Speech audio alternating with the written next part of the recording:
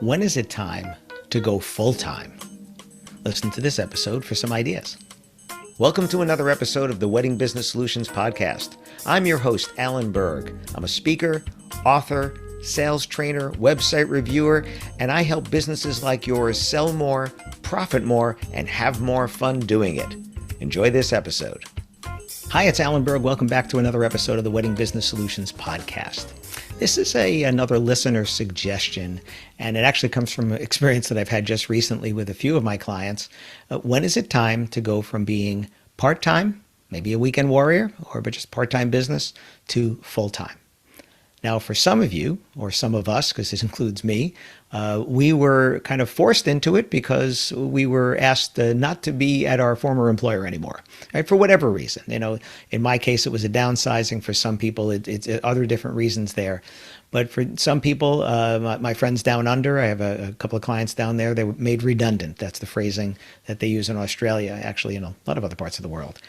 And so you've been kind of a little pushed, right? Instead of standing there and saying, hey, when is it time to take the leap? You were actually kind of pushed a little bit, and now you have to learn how to fly. So for some people, that's it. Although I should say you do have a choice. At that point, you have a choice to go look for another job, or you can start your own business.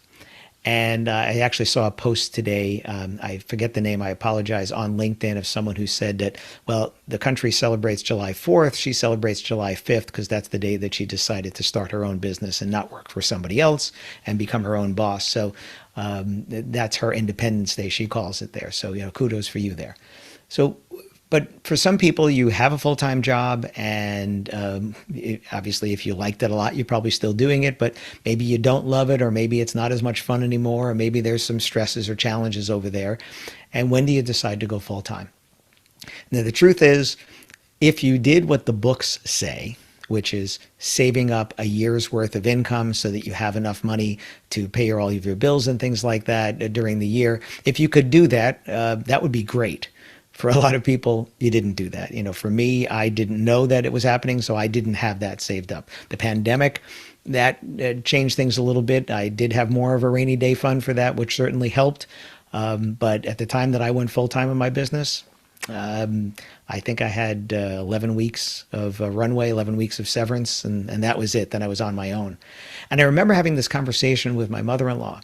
She wanted me to go collect unemployment, and I said, no, I'm not going to do that. And she said, well, you've been paying in all your life. Why not? I said, well, that's for people that aren't working, and I am working. I'm just working in my own business. And she didn't understand that. I said, well, the other reason is I have to go fill out the paperwork and do all that, and I'm not going to do that for them to pay me to not work, because if you make a certain amount of money or more, you don't qualify. And I'm going to be making too much too soon to qualify. That was my attitude. My attitude was that my business was going to be successful and I was going to be making enough money too soon that I wouldn't even qualify for the unemployment. So why bother going through the paperwork? And the truth is it was. It was. In a very short amount of time, within the first month or two, I wouldn't have qualified for the unemployment anyway. So when is it time for you to take the leap? Well, there's a few signs for that.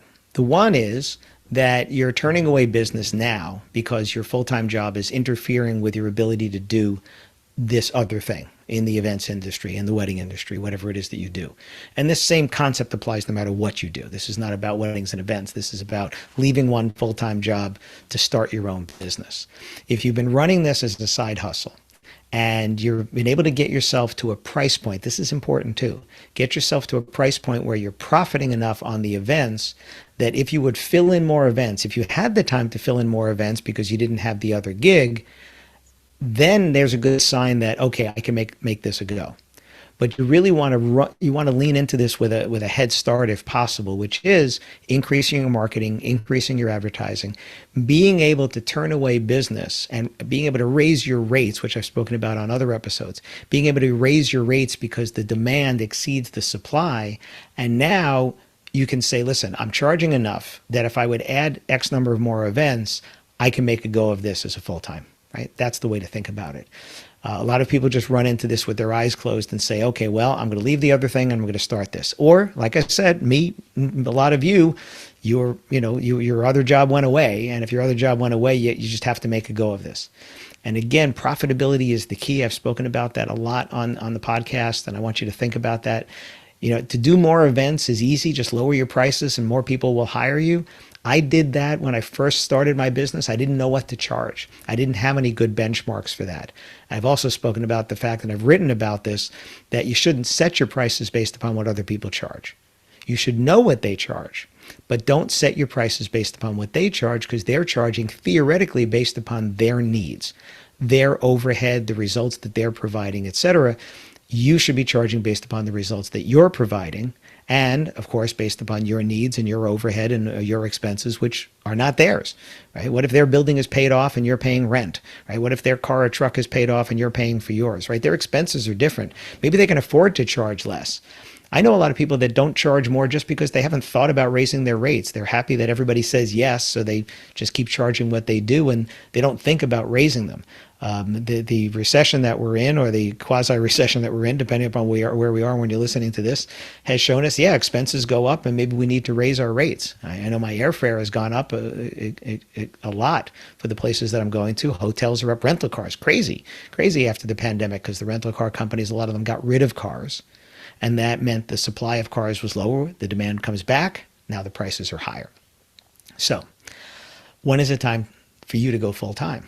It's for you to think about, I would really talk to a consultant about this, talk to an accountant about this, maybe an attorney, and start looking at, is the demand there for you already? Look in your market, look at what other people are charging. Remember, I want you to know what they're charging. I don't want you to charge what they charge. When I started my pricing, when I first left the Knot full time, I came into it and I was like, I don't know what to charge. I've been speaking for free. I've been helping people with their businesses for free because that was part of my job. I don't know what to charge. So I looked around at what other people were charging, and I charged more. In some cases, significantly more, and in some cases, a little bit more. But always more, because I said, I think I'm doing this at a high enough level that these are the kind of results I'll provide. And I had what I thought was a good top line year, my first full year. But the bottom line was terrible. I shouldn't say terrible. The bottom line was not what I thought it should be based upon the top line, because of all the expenses that were involved that I didn't anticipate. And what I realized is I wasn't charging enough, not nearly enough. Now I charge probably 4 times, maybe close to 5 times.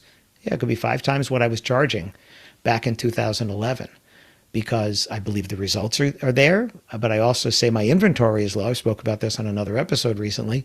My inventory is low because it's just me, so I need to balance that so I don't overbook myself, which I did in 2019. I was away 178 nights that year, and I don't want to do that again. And yes, my wife came with me for some of those, and she picked a couple of good ones, like Maui and London. She picked some good ones. But I don't want to be away from home that much. And I reduced my inventory, raise my prices, so now that I can get to the gross and net that I'm looking for. Do you understand your numbers, right?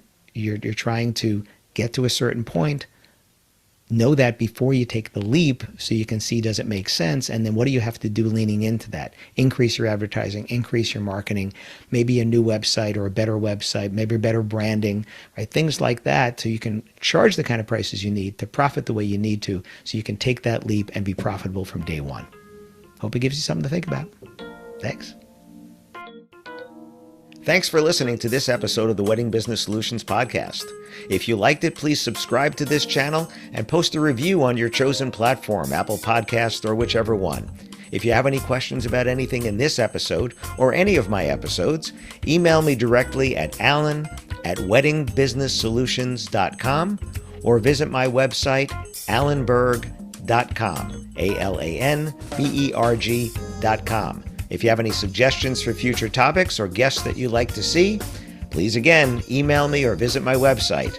Thanks for listening.